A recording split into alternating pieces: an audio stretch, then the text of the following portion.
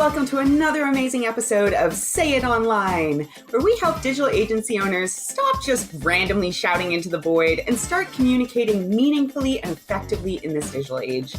I'm your host, Say Gabriel, and this episode was brought to you by our sponsor, Nancy Content. If you're sick of conversion content being a huge pain in your agency's butt, especially websites, campaigns, etc., let's talk. With the smoothest content process ever, a team of unbelievably skilled and organized content strategists, and years of subcontracting experience, Anansi is looking to make your life as a digital agency owner unbelievably easier. Just head, if you're interested, to anansicontent.com, that's ANANSI content.com, and hit Let's Talk. And now, without further ado, here's our episode. Hello, everybody. Today, I am stoked to welcome Jeremy Pope. So Jeremy Pope is a former clinical and stage hypnotist who now helps entrepreneurs build scalable, high-ticket businesses. He's been a top salesperson, sales manager, and sales trainer for international companies, including direct marketing giant, hopefully I'm pronouncing this right, Guthy Renker. That's right. That is right. Okay, awesome. Now he and his team build done-for-you high-ticket sales departments and also help smaller business owners repair broken discovery calls. You can join their free Facebook community. We will add a link to that in the show notes if you personally want to improve your sales or your sales team. Celine, my chief of ops, who you guys know and love, was just stoked and raving about me having Jeremy on the show. So I am following her lead and also stoked and raving. Welcome, Jeremy. Thank you so much. It's a pleasure to be here. Awesome. So this, I'm sure you get this a lot, but it sounds like you have a pretty interesting transition in your life. And right now you are very, very deep in the sales world. I've, dug into and heard quite a bit about what you do, and it's super awesome. But before we get too deep into that, were you always into sales? Tell us a little bit about your journey, if you don't mind. I was not. I actually resented having to learn to sell because I was of the better mousetrap variety of business owner. I've been entrepreneurial all my life. I started my first business doing kind of white label legal services to real estate lawyers when I was 19, I think it was. So I was selling door to door, but doing the work was really what I was focused on. And so I've done a lot of different kinds of sales. And it was, while I was a clinical hypnotist, something that should have been just a no-brainer to buy, and I found I still had to do sales and marketing to make it all work. It was quite a shock to my system, but after I got over my resentment, I made it work. Okay, so I'd love to, I think, as you can tell, I'm probably going to ask you, why hypnosis into sales. But before we get into that, Okay. I'm curious, a lot of people who are our listeners and even just partners and connections have that same kind of deep set resentment or frustration against sales. So what are some of the things that you did to overcome that in yourself? Oh, goodness. I can't say at that point that it was anything sophisticated. At this point in my life, I could give a bunch of tools, like mental tools, to get over that. But at the time, it was just finally admitting to myself, okay, this is a necessity. I'm going to do it. Kind of throwing my mental hat over the fence, so to speak. But now I would say, okay, there's all kinds of neurolinguistic programming tools that you can use to get rid of resentment and to change your desire, re-anchor yourself. Tony Robbins type of stuff. What I'm hearing basically is mindset work. Yeah, it's all mindset stuff. It really is. There was no specific incident that made me go, oh, I'm fine with this now. No, it was kind of a gradual thing for me. Okay, fair enough. And we have lots of different opportunities. I have a few questions lined up to kind of dig a little bit into this kind of from your now perspective. All right. But let's stick with the story element for now. So, hypnosis into sales, you worked through it, you figured out that it was necessary, etc. But why did you decide to move from one field into the other? Oh, I didn't. Going from hypnosis into sales was really going into hypnosis and into sales. I was selling $500 to $3,500 packages at the time, And so I had to learn how to sell while I was doing that. And I've had many sales mentors that I'm very grateful to, Scott McFall, Kenrick Cleveland, etc.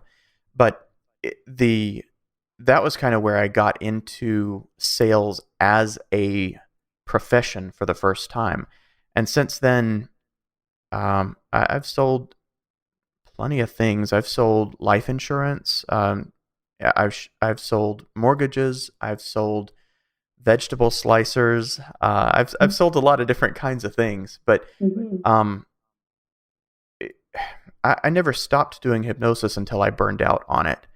Doing the clinical hypnosis, my big five that I dealt with all the time was weight loss, stop smoking, asthma, allergies, chronic pain, and phobias. And then I'd get like 5% other stuff that was just bizarre and fun. But that was my big five. And I got hypnotized by my weight loss clients, basically, and I started thinking fat. That transference goes both ways, right? So Interesting. it kind of burned me out after about 10 years, and I had to stop doing it. But I wouldn't trade that experience for the world. It taught me so much about listening. Most of my sales style is about listening, and that is precisely where it came from, was learning to listen to clients. That makes a lot of sense to me, and I can relate to that really, really hard. Mm, So what I'm hearing from you is that like it wasn't like okay, you worked in clinical hypnosis and then you just okay, yay, right, I'm doing sales and training on sales now. right. Rather that was something that carried through while you started to sell in different areas until kind of the burdens of that sort of work on its own became such that you decided to step away from it in a Yep, more meaningful yep. way. Okay, That's right. awesome. And I love what you said about listening. To me, I mean, Mm, obviously, well, maybe not obviously to people, but I run a team of content strategists, so we go in order to do what we do. yes. I would say like 90% of it is listening. Hmm. Would you say that there are other kind of connections between like hypnosis and sales? Is that really kind of like the meat of it, where everything else stems from? Oh, I think that's the meat of it. It really is, because most people they don't know what listening is. I guess there was one other piece that came together when I was about 21. I I found I was acting a bit selfish, and I decided to become more interested in other people. And I've been so blessed that that has stuck with me without too much work. I worked at it for a couple of months, and it stuck well, and I've enjoyed that ever since. But just being genuinely interested in what the other person has to say and what they're going through, and in their well-being, like genuinely wanting the best for that person, it puts an entirely different spin on almost any conversation you can have. Now, I won't claim to be good at small talk. I am absolute crap at small talk. Weather is anathema to me. But I want to know what people are doing in their career. I want to know what their dreams are for their kids. I want to know like meaningful things. I want to really get to know people. And that has Mhm. been very valuable, just the interested mindset. But the specific listening skills, I'm sure you've encountered these yourself, but taking people at their word, the first time they say something in the unguarded moment or the unguarded way that they say it, the first way that they say it, if they say, I see this, I hear this, I feel this, treat it like gospel. Most people, they interpret it, they turn it into some other mental language and then expect it to resonate with their conversational partner. And then they're confused that speaking Spanish to an English speaker isn't working, so to speak. So take them at their word. When they say they feel a certain way, and they use a metaphor in particular, when they use metaphors, um, treat that like gospel. It's just gold. And when you speak in that exact language back to them, you remove so many conversational barriers. You don't have to do this translation back and forth. So if they're talking in terms of desire or fear and they're using a specific metaphor, why would you use anything else? You know how they communicate. Communicate just that way, and you will have a high impact conversation there. Okay, I think as someone who's a huge fan of active listening and conflict resolution, which Mm, is has a lot of overlap, yeah. this is music to my ears. Uh-huh. But I'm definitely curious. If I reflect back, actually, it's funny I use that word because Hmm. curiosity seems to be at the heart of this approach, right? I'm Yes. hearing, you mention that. You want to use the same words that they're using, but at the root of it is a genuine curiosity and desire to understand. I think Um, that's what enables all of it. Yes. yeah, that makes a lot of sense to me, and that's something that there. As I'm hearing you say, there are tools to help cultivate, Hmm. but ultimately is something to cultivate in itself because you can use all the tools in the world, and if you don't have that genuine curiosity and that genuine desire, it will be apparent or translate through. That's a bit of an extrapolation. Am I on the right page there? 100%. Okay. Okay. Awesome. So I do want to get into for people who are not as familiar with kind of this mindset and et cetera. Hopefully, all of us to some degree have that curiosity within us. But you mentioned, using the same words that people themselves are using. Now, when you say that, Hmm. are you talking about, repeating it back to them as they say it to make sure you have the words right? Are you talking about, maybe writing them down to reference those metaphors and analogies later? How do you overcome the barrier of sometimes those words that they use meaning something slightly different to you? I mean the latter, writing it down and using it later. Okay. Um, there's a saying in NLP, which is the first hypnosis tradition I ever trained in, and it comes from other places, of course. It's all stolen from other psychological traditions, but the Mm-hmm. meaning of the communication is the response that you get. It's not about how I feel about it or what it brings up in me. It's what response do I get back from this other person? That's what the communication means in any way that matters. If we're trying to get to an outcome, okay, pay attention to that outcome that we're getting right now. And can we modify the way that we're dealing with this conversation to get to the outcome we want? Well, let's find out. Let's go play. So, writing down uh, what they're saying right now, um, either mentally or literally writing it down. I have a soft touch keyboard so that I can type during sales calls and not be distracting. But writing that down and using it back at the relevant times for them, it doesn't matter what that word means to me. All it matters is what that word means to them, what that phrase, what that mental image means to them. That's going to be the music to their ears, as you said before. That's going to be the language that's powerful to them, that resonates with them. It's a very, I guess, humble approach is the word that I would use. It basically is being willing in any sales conversation, which are often very high pressure, and I'm anti pressure, is any pressure that you would normally turn on the other person, turn it on yourself instead. You can handle it. Um, just sacrifice your own ego in this call to give this person what they want. It's a giving kind of approach. And it's just necessary to listen if you're going to give effectively. Okay, this is a lot to unpack, and actually, it's funny because normally I'd be like tip tapping lots of notes, and I'm actually finding myself just kind of considering what you're saying and letting it wash over me. Um, Hmm. It was a so lot, I now, guess. yeah, Yeah. yeah, it is. Well, it's interesting because it overlaps. Once again, it overlaps quite strongly with some stuff that I'm familiar with, but it actually Mm, diverges in other ways, right? Like just to mm, kind of reflect back, and we'll see because I wasn't writing it down whether I'm sure. able to understand. But I'm hearing that in answer to my question, ultimately, even though you might interpret those words differently, Hmm.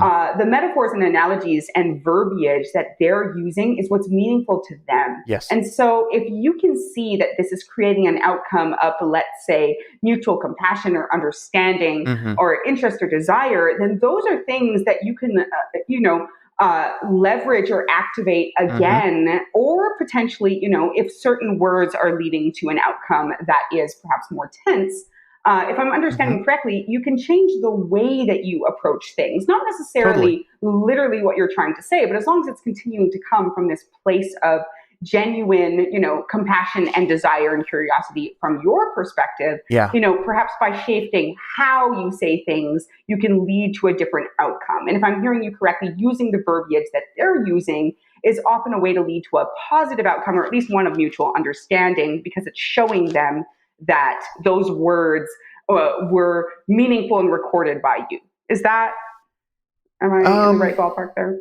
Correct me, please. There is value in showing people that you're listening. That is part of the value.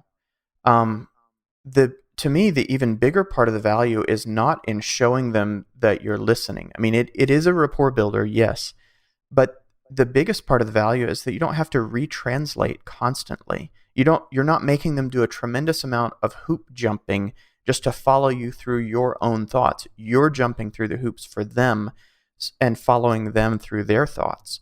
So it's literally easier for them to make good decisions when they can put all of their energy on the decision instead of translation. Have you ever seen Steve Krug's "Don't Make Me Think"? About don't think design so, and everything. Ring a bell. Okay, it's popular with some web designers, but I know y'all are a content agency. Don't Make Me Think. And Daniel Pink has done studies on this. When you give people more than about 3 choices, it slows down the decision-making process and causes decision fatigue. Okay, yes, this is definitely something we are familiar Cool. with. Yeah. Yeah. So why would you do that in conversation? There are so many people that are looking for magic words in a sales process because they're not confident in their ability to form a relationship quickly with people, or whatever the case, or they don't believe they can ask for money, or they have emotional and confidence hang-ups and things like that. But it's not a tactical thing. This is a strategic thing that when you just be human and you do it in a way that is, like you said, neutral, compassionate, you're not trying to go for your own outcome. You're trying to go for a healthy outcome for this person in front of you. It really removes the need for most of the tactics out there. Now, there's tons of wonderful words that can be used, and there's all kinds of fun that can be had, but that's slight edge territory. That's top 5%, top 10%. Really, if you get the bottom 50% handled by listening correctly, there'll be so many things problems that just kind of vanish in your sales process. So if I'm, just once again, and I do like to reflect, not just for my own sake, and but that's for our listeners' good. sake. Yes, I do that as well. It just didn't happen to be what I was talking about at the moment. So I'm totally on board with active listening. Yes. Yeah, totally. Okay, cool. So if I'm understanding you correctly here, this is what you're meaning when you're saying, instead of putting pressure on the other person, put that pressure on yourself, which is that there are no kind of magical words that you can say, or maybe there are, words and approaches and things you can do, but that those are more like the salt or the toppings, or etc. They're not the meat of it. They're not the bulk of the cake. Mm-hmm. And the bulk of the cake is actually about developing the skills, not just to parrot back what's being said, but as you said, to remove some of that confusion for the person that you're talking to, and remove some of the necessity for them to kind of think and translate and figure out how what you're saying translates into value for them, and et cetera. And just use the terms that they are using as you're continuing to be authentic, as you said, neutral, compassionate, to help them focus on making the decision that's going to be right for them. Yes. And helping them achieve, the mutual goal of their ultimate success and well-being. Yeah. And when you really believe in what you're selling, I mean, all the top salespeople that I know that I'm willing to hang out with, they really believe, and they must believe in what they're selling 100% to be able to do a good job with that. And so when you combine that neutral, compassionate place with a very strong belief in what you're selling, it gives a lot of confidence because you don't have to push at people. there's always going to be tension in a sales call, in a persuasive environment in general. But pressure is very different from tension. Sexual tension is very different from sexual pressure, as I think That's a good anyone analogy. could attest to. Yeah. One is great and necessary, and one is I can't think of an appropriate time for it, you know? And so Mhm. this compassionate approach just makes things so simple for people who may not be comfortable with sales at first. And it just lets them be it lets them be themselves. It lets them be um, far more authentic, and it lets them stop thinking about a quota or about the dollar value that this person represents. That makes a lot of sense to me. I did an interview a while back with a gentleman named Harris III, who actually has a stage magician background. And one of the things that he Fun. really specialized in, are you familiar with him? No, no. No? Highly, that honestly, that interview I would say is one of the best I've ever done. And a lot of it centered around the connection between curiosity and wonder and the power that Yeah. bringing wonder into your world can create. And Yes. what I'm hearing from you is that bringing that sense of curiosity and that active listening and that mutual compassionate approach and removing the pressure from the situation shifts it from almost potentially like a confrontational situation or Yes. something to one where there's a natural, just like in many kind of like entertaining or engaging or fun or play driven things, there is often this tension that you talk about. But for you as the salesperson, perhaps if you're struggling with it, it turns it from a situation of like fear and pressure to one of curiosity and wonder, Yep. where you can be excited about what you're hearing and what you can potentially bring to the table because you either genuinely believe and are existing in the overlap between the problem or pain point that you're able to solve and your company's area of expertise. Or you're able to identify that perhaps it isn't that good fit and let it go with greater ease because you're not so fixated on what potentially they can do for you, or as you said, what that dollar amount is. Yeah. The other thing that listening does, learning to really listen, is it puts your focus on the ideas that this person, this prospect, is committed to rather than the things you want to talk about. It doesn't matter what we want to talk about. If someone buys a $10,000 product from us, or a $50,000 or a $2,000 or whatever your price point happens to be, as long as they get delivered what they think they're buying and they're happy with it, that's a good sale right there, So if you're trying to get through a spiel, that is not what sales is about. Sales is about commitment on their end to something that you're mutually agreeing on. Yeah, there are certain points you have to cover to be able to agree to something realistic and understandable in the first place. But I train all of my salespeople and clients and just people on the shows that we have done before. We talk about the transparent triple close, and it's all about what ideas is this person committed to so far in this call. Once we have these 3 closes done, we've got the sale, and it doesn't have to come at the end when we reveal the price or anything like that. It's a very simple. Do you mind if I just mention what it is right quick? No, I was going to be my next question. I was like, I would wonderful. love if you're willing to break that down. Yes, absolutely. So the triple close, it's transparent because it happens very conversationally, and you don't have to hide anything behind a technique or a mask. We're not playing poker here. We are starting a relationship here with this kind of sale. All about real talk. So I'm super stoked to hear that. Yeah. So when you're starting a relationship, you are not trying to play your cards close to the vest. You are not in an opposing adversarial kind of position like you are with poker. You're not trying to hide information.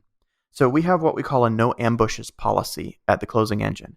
And that means when someone is in a sales process with us, we should always be telegraphing our next move to them. they should never be surprised by what comes next. It's almost like the opposite of a good speech. In a good speech, you never say something that's not surprising. In a good sales process, you want to ease people into everything. You do not want them to have sticker shock. But let me ask you something. If somebody is going to have sticker shock, when would you rather them have it? At minute 6 of a 45-minute call or minute 43 of a 45-minute call? Oh, that's a no-brainer. Right? I want to know sooner rather than later. But Absolutely. most people teach the exact opposite. They teach build value, hype them up, and then hit them with the price at the end, and then shut up, no more talking. Okay, it can work. There's a lot of different ways to make sales work, but man, it feels like we've just stung them like a wasp, you know? I mean, that's not the kind of relationship that I want. I tend to tell my prices toward the beginning of a sales call. And if my content hasn't done a great job setting them up for that value, okay, that's a marketing problem and we can solve that in marketing. But if it's not solvable this time, boy, I'd rather have 42 minutes to work through that together. And I'll even say things like, now just to make it real clear up front, we are expensive and I get hung up on price sometimes. Do you mind if I tell you our prices and then we can spend the next few minutes figuring out if that's a fit? They're never going to tell you no, and it takes all the pressure off of you and you can relax in the rest of that call. That's how to take the pressure off of the salesperson and the prospect. I mean, because price, it's going to come up. You can't ignore price forever. Some people are scared of talking about price. Just talk about it first. Get it out of the way. This is great. This is actually, I am a huge fan. Ecology and permaculture is my non-business passion, or sometimes my business passion too. We're going to talk about that too later on. Okay. Oh, good. Yes. Well, this to me is purely a permaculture principle, which says the problem is the solution. You know, in this case, that thing that is so kind of like scary and potentially will set you against each other, etc. You know, you just kind of eat that frog, so to speak. I almost said that. Up front. Yes. Awesome. We're totally on the same page then. Yeah, you just put it out there up front, and you put it up front in a way where you are being honest and authentic about it, and allowing, as you said, them to kind of make that decision or give you something to work through up front, as opposed to building up to it and kind of feeling scared and maybe them feeling scared. And okay, then you put it on the table and now it's potentially an issue. Right. And that comes directly from the Sandler sales training methods, old school sales methods, and plenty of books out on Sandler. David Sandler, I think the book is called You Can't Teach a Kid to Ride a Bike at a Seminar. So nice, catchy title there. But they have a lot of pushback type approaches, and they out-clever themselves sometimes, but a lot of their word tracks and things like that, they work very well with an authentic, non-pressurized sales environment. So I agree with probably 60% of what they say. I really like Sandler's stuff. So that kind of gives you the setup for the environment we're doing this transparent triple close in. And the triple close is, the first part is big unsolvable problem. So are they expressing that they have a big enough problem to throw your kind of dollars at? And are they expressing that they can't solve it themselves? Our biggest competitor is always going to be do nothing. It's not another provider. It's inertia. It's no action at all. That is by far our biggest competitor in the B2B space, at least. So big unsolvable problem. Is this a big enough problem to really throw serious dollars at? Two, once they've said, okay, I can't solve it myself, so I have to go outside, and it's big enough that I must solve it. I can't leave this problem unsolved. And you're asking questions, you're walking them through that, you're walking them into that realization a lot of times. This is an education style process. And it doesn't have to happen slowly. I often have the basics done in 10 minutes on a sales call. So once we have that, I put these in order in my mind, but you can put these in any order. As long as you have all three of these commitments, you're good to go. The next one is return on solution, vision for the future. Are they, can you hear them committing to the idea of working with you? Can you hear them committing to the idea of the vision that they can accomplish with you on board? Can you hear them committing to getting the return that you know you can provide, whether that's a dollar amount or 50 pounds lighter or more time with their family? I mean, you need to be listening to what they care about, what they're going to consider the good return. We get stuck on dollars sometimes, but a lot of times the emotional stuff, their highest values, is really totally non-monetary. I mean, I don't want to care about money more than I care about everything else. That's ridiculous. What a miserable way to live. Mm-hmm. So, are they committing to that return on solution and vision for the future together? And then the last one is why this, why now, what else? And that often that I tend to use the same questions over and over on this particular one, but it often sounds like, okay, so we're on the phone now.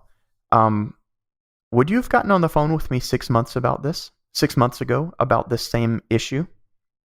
And then just find out where they're going to go with it. Okay, what's changed? What's different now than 6 months ago?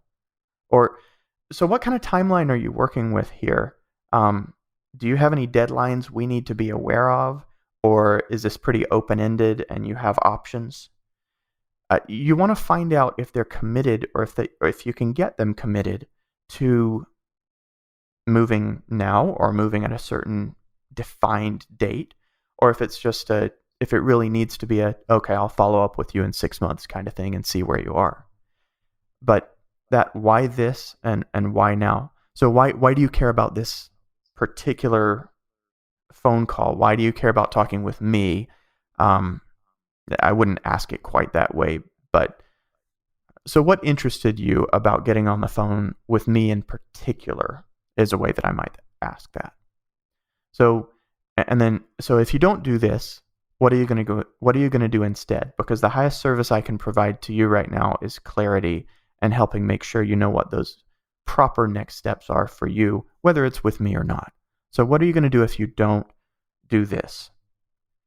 And if they're committed to doing this, if they don't have a what else, if they have deadlines coming up, and I'm talking about emotional commitment here. You can hear this in their voice, and this is part of the listening. You need to be able to listen properly. It's probably the hardest thing about this style of selling is just learning to hear their body language, basically, is what it comes down to. But if they're committed to this vision of the future with you that you're helping them paint, not painting for them, but helping them paint, if they're committed to the idea that they believe they're going to get a return on their investment with you, if they believe that their problem is a large problem and must be solved and they can't solve it alone, you've got the sale. You've got the sale. It may happen today. It may happen tomorrow. It may happen 6 months from now when they get the money together. Probably a third of our clients come back to us in 6 or 8 months and go, okay, I'm ready. And there's practically no selling to be done at this point. They just happen to get the money together. So those 3 things right there, they aren't really all that much about money. They're about the 3 emotional closes that I believe need to happen. And other people might categorize them differently, but I've found those to be really, really helpful. As long as we have those 3 things, we've got the sale. And if you don't have those 3 things, maybe you can build it, or maybe you shouldn't be trying to build it. And that's just somebody you should let go. There are people, I hate it when I hear people say in answer to, who's your customer? Well, everybody. Wrong. Oh gosh. Wrong. We push back against that a lot. Exactly. Yeah. You have to. So once you get on the sales call, don't treat it as if they should be your customer. That's that everybody mindset. No. Maybe there's a 1/3 chance they should be your customer. Maybe there's a 3/4 chance they should be your customer. Depends on how qualified they are from your marketing. So just keep that compassionate mindset and listen to their emotions, and you'll know whether you have the sale or not. And listening to those emotions lets you be a storyteller in a way that lets you build that sale with them. I mean, you're really starting to build a relationship here. Why would you not start on this call? Why would you not start building that relationship now? And that's really what it's about, is building together. That makes perfect sense to me. And I think that, interestingly enough, although this is stuff that I'm somewhat familiar with, perhaps not in this form, it really Yeah, there's resonates infinite to me. forms of it. Yeah. Yeah, sure. And actually, I do want to get into that a little bit, Mm, but I will say that this actually shows me quite a bit of perhaps why we have been able to enjoy sales success yeah. earlier on, is because we are at heart relationship builders, and Yes. have done a lot of this. But I'm curious, perhaps for those people who are listening to this and thinking, yes, I do want to build that relationship. I want to build a vision with them. I want to start with these 3 simple commitments. You mentioned for the third one, some of the questions you asked, but I'm curious, Mhm. whether you have any real talk or insight for people who are interested to start implementing this. Like, do you literally ask those questions, like what unsurmountable issue are you facing, and why? Not, or do you have ways you weave it into a different call? You Mm. said that you can usually cover this in 10 minutes. How do you go about doing that? The wording doesn't matter as long as you're getting to the root of the question. I'm anti-magic words, and so I tend to not script. But I do understand that a lot of people aren't as comfortable with improvisation as I am. I'm definitely a more spontaneous guy. So as long as you're asking this in a way that lets you listen to emotions, then you're good to go. Uh, the why this, why now, what else close, I do tend to use the same questions over and over. So why are we talking now as opposed to 6 months from now or 6 months ago? What's going on? But it's very conversational and it's very transparent. And as long as you make sure that your words are intentional, like, okay, what are they going to say? Think through a little bit how people are going to answer this and test it out. Pay attention to the results you get the first 5 or 10 times you answer it, or you ask it, and you just notice. It's about noticing. Then you'll calibrate very quickly to the language that's comfortable for you. It needs to be you, and so many times, I mean, this is one of the biggest reasons that nobody loves telemarketers, is because they're not talking to you; they're scripting to you. So I would say be a little wary of trying to find the words. There are no the words. There are words that work well for you. But as long as you're exploring and you have that genuine exploration mindset, then just keep in mind, okay, what am I exploring? And you'll find your word tracks very, very easily.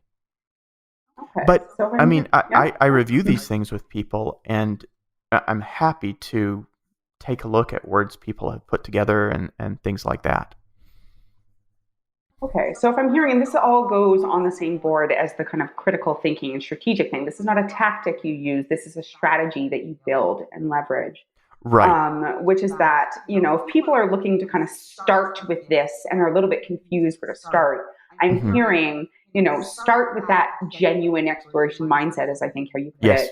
Yes. Perhaps start, write down and absorb some words that you're hearing, but more than anything, like, look at what is the outcome of the words that you're saying. Are you getting, the opportunity to gauge how people are reacting emotionally? Is it doing what you hope that it's doing? And then, Precisely. tweak as you go until it feels good for you and it's getting you what you need. Is Yep. that Yep. awesome? That's exactly it. Okay. Now, one thing that I've heard you say before is that many people in sales are, quote unquote, putting on makeup without a mirror, so to speak. So I'm curious, is that Mm. analogy? Can you speak a little bit more to that?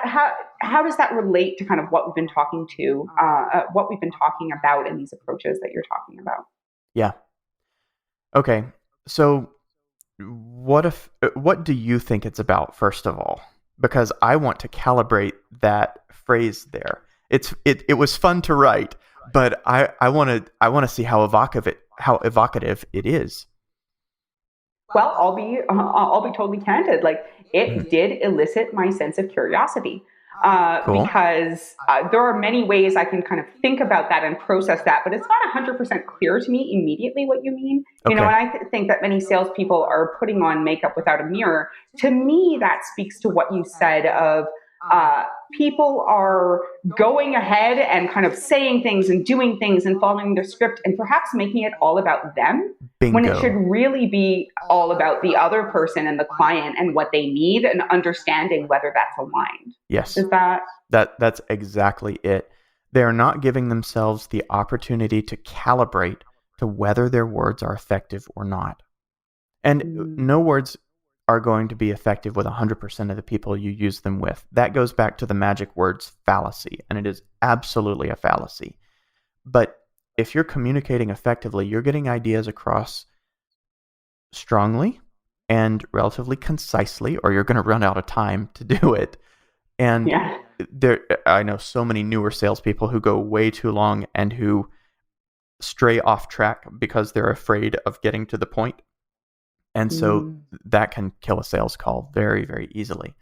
But putting on makeup without a mirror, I mean, it's not something that any but the most experienced makeup putter honors would expect to be able to do well. And even then, I mean, I can't tell you how many women would do that without a mirror, but I imagine the percentage is pretty low, right? It's a vital tool for most makeup experiences. So when you're doing something in a sales call, pay attention to it afterwards. Like in your notes, record your sales calls if that's legal, if you're in the 39 states that allow that. And even if you're in a dual party consent state like California or Connecticut, then just ask if you can record this call. But having that recording and being able to listen to it and do a quick debrief afterwards, whether you record or not, debrief after every sales call, every single one while you're in that learning mode. And it's best to find someone else to do a little bit of shakedown with you and, okay, what went well, what didn't go so well, what confused you, what frustrated you, and what did you feel? Where were the strongest emotions that you had in this call? Did they respond the way that you thought they would? It's just kind of it's what coaching is about, really. But giving yourself that mirror to, oh, I'm a little crooked over here. All right, well, let's straighten that up next time, and we'll be good to go. It really is that simple. Okay, so I'm kind of hearing two levels of reflection in the mirror, so to speak. One being talking to kind of adjusting yourself and recalibrating yourself as you're speaking to the person so that you're not just kind of following that script, but digging in where the emotion is and understanding that and leveraging that. But also doing so on a personal level, Yeah, with someone else, ideally, to be able to say, okay, what worked and what didn't, and how am I going to improve? So that you can have that self-reflective quality and not find yourself falling into as much of a rut in terms of repeating the same things without necessarily knowing how to improve next time or what went better or what went worse. precisely. Yeah, during the call, you use your conversational partner or your prospect as your mirror. Um, Mm-hmm. you, you just calibrate to, okay, what reaction did they just have there? And then after the call, you can use yourself or someone else. Yep, that's very well put. Thank you. Thank you. Thank you. And this, once again, just resonates super strongly for me. I did sales for our company for most of its lifetime, and I Mm. definitely noticed that those times where I was so busy, where I was basically just showing up and running away Yep. afterwards, I'd maybe do 15 minutes of prep or something like that. Um, I definitely did not get the type of, personal satisfaction and validation and kind of organic improvement that I Absolutely. did when I was taking that time. Mm-hmm. Honestly, even same thing with these podcast interviews, Mm-hmm. early on, it was quite a bit, like perhaps definitely using the person I'm interviewing to kind of recalibrate, as you say, as a mirror, Mm-hmm. but without having the leeway to take that time afterwards to kind of reflect on it and use that. And I would say, adding in my own 2 cents, making sure that if you're new to this, that you're doing it often enough that you Oh, can yes. create that iterative process, and so that you can organically apply your feedback while it's still fresh to yourself. Oh, yes. That I found to be really critical, because otherwise, you do that work, and then, okay, now it's another 2 weeks or something, and maybe you lose that traction. Hopefully you're getting more sales calls than that. But, once again, for people who are just newer to this, or just trying to get into owning that role, so to speak. Yeah. I would say be willing to do almost anything you need to do to get to a call a day or 2 calls a day. At that point, I'd say you might have enough volume to start really learning enough quickly enough to make a significant difference.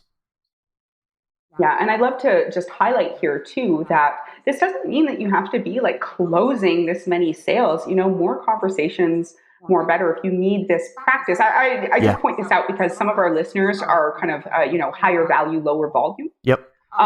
So, like conversations, practice in conversations, talk to people, get on calls, maybe even with people who perhaps aren't ideal. Don't necessarily pull them all the way through and take them on as clients if it's not going to be that win-win. But if I'm We hearing know what you're better. saying correctly, Yeah. yes, just and let it be said, look for those red flags and respect them. But if I'm hearing what you're saying correct, Jeremy, this isn't about like winning and closing so much as this is about creating value and understanding. That is to say, if you can have this interaction, be very successful in it, and ultimately not work with that person. As Right. time goes on, you want to be having more of these meaningful conversations with the right people, like you said. Otherwise, it's a marketing problem. Yeah. But I really, really like about this is how this is having that genuine curiosity and understanding what's genuinely best for them, which sometimes is not you, Right. quite frankly. A successful disqualification is a success. I love that. A successful disqualification is a success. That stands with what I've heard over and over again, which is often the key to success is not in saying yes to things, it's saying no to things. And no to good things too. It's not that we only get the chance to say no to crappy things. We have to say no to a lot of good things to have the best things for us. That's powerful. Oh, yes. So powerful and so resonant. Anyway, I love talking about this, and I'd love to dig into it further. But I also I do want to respect everyone's time and kind of move towards the lightning round. So you ready for a few more rapid fire questions? Okay. Okay. So hopefully none of these should be too crazy. The first question is, what is something that really gets you up in the morning? Goodness. That's going to have to be vision and planning. That's where I love to sit. So I love to create things. I am not an accomplished musician, but I get to create in the business world. So as long as I stay in the creation mode, that's an ideal day for me. That's awesome. And I think this leads really, really well into my next question, because I associate being able to access that creative mode very strongly with personal wellness. So what is the number one thing that you do to preserve your wellness? And if you care to say, preserve that creative mode for yourself? Get outside and walk, specifically walking.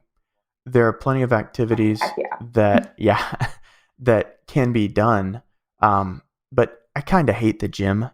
And even though I will work out when I have to and etc., okay, it's healthy, whatever. But walking is peaceful. I can think, and it gets me outside looking at the trees, which I love. So just really getting out in nature is the biggest mental health thing.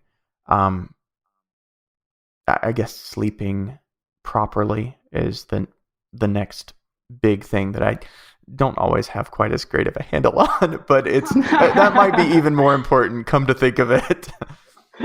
Yeah, not as simple to control. Speaking as someone with sleep challenges, not always as simple to control. And actually, I know this is a lightning round and stuff, but I will just second this in the sense that I have started taking a walk much more intentionally, like at least 4 days out of the week. Yeah. And as you said, just looking at the trees, and holy cow, has it ever made a It's a world difference of in just difference. my sense of peace and calm. It fills me with gratitude, It and I does. perceive Yep. that gratitude is just gold to bring with Yep. you during your day. There's another thing that I actually resisted for a long time because I'm 4 years old on the inside.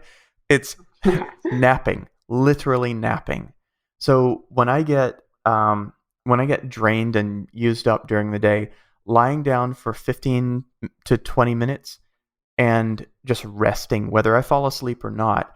If I lie down a with a question in my mind, I will very frequently get back up with a creative answer that came out of nowhere, so to speak. That is a really powerful thing, and I think the reason I resisted it was because it feels uncontrollable. It feels like they're coming to me out of the blue, and it's not something I can do on purpose. But it's consistent enough that okay, I'm willing to follow that. Fine, I'm going to take a nap. Superpower. That is so cool. You know, I'm a huge fan of behavioral psychology and Malcolm Gladwell as someone who has brought it to the general Oh, conversation a lot more. he's amazing. And yeah, and this actually reminds me of a book he's written called Blink, and about how we have the capacity to process massive amounts of information in ways we don't fully understand. Right. But in order to support those mechanisms, we do need to give our brain rest to function. So I really like that. You know, I'm someone who struggles to nap. I often wake up very grumpy, even just after half an hour. Right. But I really like that idea because it's not about the outcome, right? It's not about like, oh, okay, I need to like get this much sleep or etc. It's really about taking that time to rest yourself. And to say, you know, no matter what happens for these 20 minutes, I'm just going to give myself these 20 minutes to kind of rest. Exactly. Just recover. lying down, maybe with earplugs, maybe without. If you have kids in the house, that would be unwise. But Yes. lying down and resting, even if you don't fall asleep, you're probably going to get about 80% the benefit as if you did fall asleep. And keeping it shorter than 30 to 45 minutes so that you don't hit the bottom of a REM cycle, that can be powerful as well. Just keep it light. Because if you wake up at the bottom of a REM cycle, that's going to be unpleasant. That's when it feels like you've gotten up on the wrong side of the bed, whether it's the morning or the afternoon nap. Well, maybe that's what's happening to me. Could be. I'll have to try the 20 minutes next Yeah, time. 10, 15, 20 minutes could make a difference. Who knows? Yeah. As I said, as I've been struggling with sleep problems lately, so I'm going to give that a shot. So last question, honestly, I think your note about napping could have well answered it, although it's not very weird. Okay. I always like to ask, what's a weird habit, maybe the weirdest, that you have that contributes to your success? That contributes to my success. It's got to be the nose picking. Wait, no, that's different. I don't know. Probably. Okay, so this actually did contribute to my success significantly, and it's not the hypnosis. The hypnosis is weird, I guess, but it's not a habit so much as a skill that I built up over the years for myself. I started with memory improvement, so it's made a big difference for me. But I started riding an electric unicycle, a wheel, and it works kind of like those the hoverboard kind of things, except it's one wheel in between your feet. Yes, I have a friend with an electric unicycle, and he is the only person I've ever seen successfully ride it of all the people he's let. Yeah, I've seen a few people ride mine successfully, but it's not easy. So the reason I would say that has contributed to my success is that I bought my first one when I was kind of at a low point confidence wise, and just having a purely physical skill that was unrelated to the business, unrelated to my self-identity, and having something, it's very similar to riding a bike. It probably took 8 hours total, so maybe a little bit longer than an adult learning to ride a bike for the first time. But it was a series of small wins. It was all incremental. There was no great leap kind of moment, well, except for falling off and having to jump off and skin my knees. Those were literally non-great leaps, perhaps. But there was no innovative moment. It was all just mild, slight improvements. About every 15 to 30 minutes of practice, there would be a little bit of improvement. And there were milestones, yes, but there wasn't anything special about them. And just having those small wins at the time, that mattered to me. That rebuilt confidence in myself. I'm a huge believer in giving yourself small wins, no matter what it's about. So if it's something weird you've never seen somebody do, or just something that, juggling or knitting or singing or something that you can pick up with relative simplicity, if not ease, and that has a lot of skill upside to it, where there's a lot of room to get really good. Boy, I can't recommend that highly enough. Just giving yourself small wins. That's huge. Hmm. That's awesome. That is one of the best answers I've ever had to that Oh, wow. question, both because of the unicycle element and because I love the way you contextualize that for us. Thank you. This is something, people who want, I would say, people who are like trapped in the business world as well. Like there's so many benefits to learning something that's kind of physical and Yes. separate and distant, that crossover. I could give many, many examples from my own life. Most recently, my husband is teaching me to play video games. Oh, that's awesome. Yeah. Which one might not consider to be a physical thing, but as Sure. someone who, never learned to use like a console or anything growing up, it's a very physical thing. Oh, yeah. And it is, as you said, totally incremental. There's no like, oh, yay, now I'm a master at like using two joysticks at the same time. It's very grounding. The physical is very grounding. You can't get away from it if you're in that kind of skill. So it keeps you just totally in it. And it reconnects us to our body too. I imagine most of your listeners are white collar and creative people. Yep. Boy, we need to reconnect to our body so much more than settlers did in the 17 and 1800s. They stayed connected, and you can see the neuroses that come up in today's world from being disconnected to people, from having social anxiety, from all kinds of things. I'm firmly convinced that a lot of this is because we're not comfortable in our own skin nearly as much as we used to be. That makes a lot of sense. And actually, I mentioned that I live in a little rural town. Part of the reason that I love it here is because I am actually very much surrounded by people who are in their bodies. It's very much a trade community. Yeah.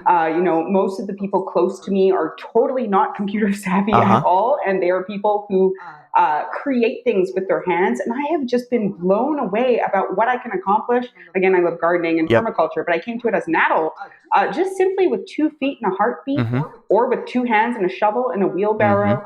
I just so much appreciate, as we were talking about, the walking, getting out, looking at the trees, right? Like being in your senses, not just your brain, is so, so, so powerful. So yeah, I'm so glad that you have brought that to the forefront and highlighted that here. Well, thank you for asking. I never would have thought to talk about it.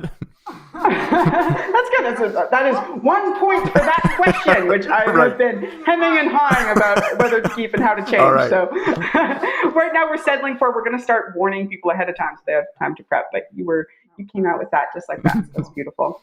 All right. So as we kind of wind down here, would you mind sharing where our listeners, can find out more about you, about what you do, whatever you might have for them, etc.? Sure. Okay. Well, what we do for them, our main thing is we become the sales department for small entrepreneurs. This tends to be either people like web designers and agency owners, like very small, 5 to 20 people, 1 to 20 people really, or our other type of client tends to be a consultant, coach, trainer type of person. So we call it the ACEs market. ACEs market, authors, consultants, experts, speakers. And so we help them package up their expertise. We write their marketing material, not really content-based the way you guys do it, but like funnel stuff. And then we put the tech together, and then we staff it up, and we go sell. So if somebody wants to spend big bucks with us to get a sales department of their own, then go to theclosingengine.com, and that's how they can just hire our team. And the new podcast that we'll be doing is going to be at salescalloverhaul.com, and we'll be launching that in first quarter of 2020. And we will be accepting submissions of recorded sales calls, as long as it's legal for you to do that in your state. And we'll be transcribing those and then reenacting them anonymously. So your voice, your new client's voice will not be live on the air, but we'll be reenacting that and kind of showing you how to use this zero pressure but proper amounts of tension sales process in your own sales calls. So salescalloverhaul.com will be the home of that podcast. Awesome. I'm so glad you brought that up, because I'd actually had a question to talk about that and just got so caught up in everything else that I didn't. Do you have just a moment or two to break that down a little bit more specifically, or is it, do you have to run? Oh, sure. Yeah, I can do that. What part do you want broken down? I'd love to know, people recording their sales calls, you reenacting them in podcast form. So what sorts of things are you intending to, let me pause, Mr. Editor, and retake that question. So you said that you accept recordings of sales calls, you break them down, and you reenact them to kind of show what this, non-pressureful process looks like. Now, do you put them out in their original form and then kind of go, stop, how could this have gone? Or do you reenact them kind of as they should have been? Or I'd just love to hear a little bit more about the format of that. We reenact them and cheese it up a bit. We used to play the actual audio files, but it was a little bit tricky from a legal standpoint, and we found people did not want to submit calls because they didn't want them and their clients to be exposed on the air. So the reenactment allows us to make issues a bit more obvious, and it allows us to keep it totally anonymous, which we do. So people are much freer with accepting feedback when they don't feel exposed in front of a crowd. So that was kind of I don't know what to call it, but that was a miscalculation on my part to assume that people would want their voice out on the air with, yeah, we're going to break all this down and rebuild it. So.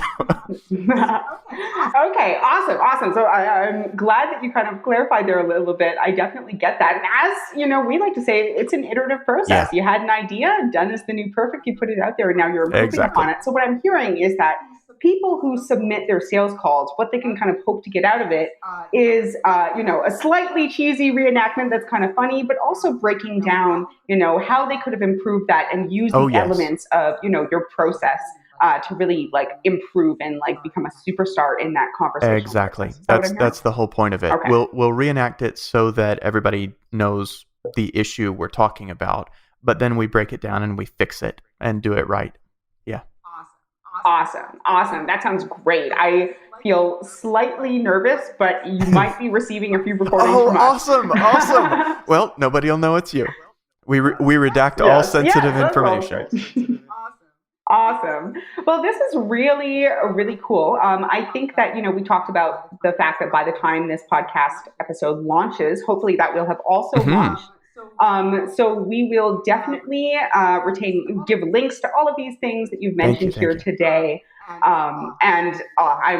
This has been just a really, really great call. I am blessed to have amazing guests and amazing conversations on here, but I think that what we've talked about on this particular call and what you've shared just really strikes to the heart of a lot of people's fears and gives, a process, which I always love, but a process that can be adapted. We have very high closing rates and stuff, but we're definitely, I'm going to have the team listen to this. They listened to it all already. And this has just really been incredible. Thank you very much. Thank you so much for having me. You've made me think about a couple things that I do not normally think about. I really appreciate that. And speaking about the process, I just realized I can go one step further.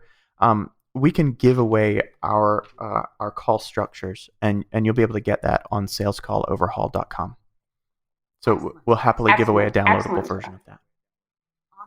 Awesome. That sounds great. Thank you so much for your generosity. Thank you. And I'm a huge podcast fan, so I'll definitely be tuning into the show.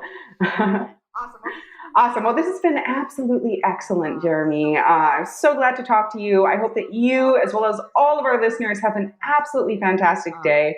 Yeah. Thanks again. You.